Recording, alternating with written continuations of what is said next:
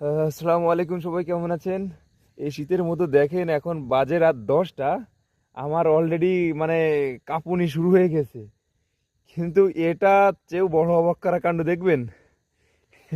একটু এইদিকে দেখেন, ক্যামেরায় দেখা যাচ্ছে কি না?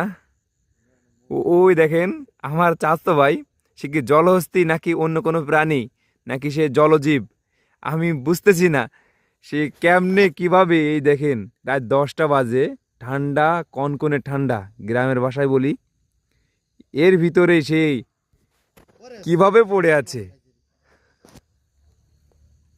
ওই যে উঠে আসতেছে, জাল পাততেছে, আর আমরা এই যে অপেক্ষায় আছি।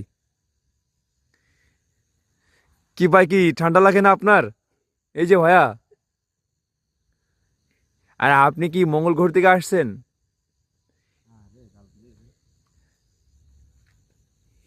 কিভাবে পারে একটা মানুষ, গাইস? আমার তো বুঝে আসে না, সে কি মানুষ নাকি অন্য কোনো জীবজন্তু। যদি আপনাদের কোনো ডাউট হয়ে থাকে কমেন্ট বক্সে অবশ্যই জানিয়ে যাবেন যে এই প্রাণীটা আসলে কোন গ্রহের প্রাণী।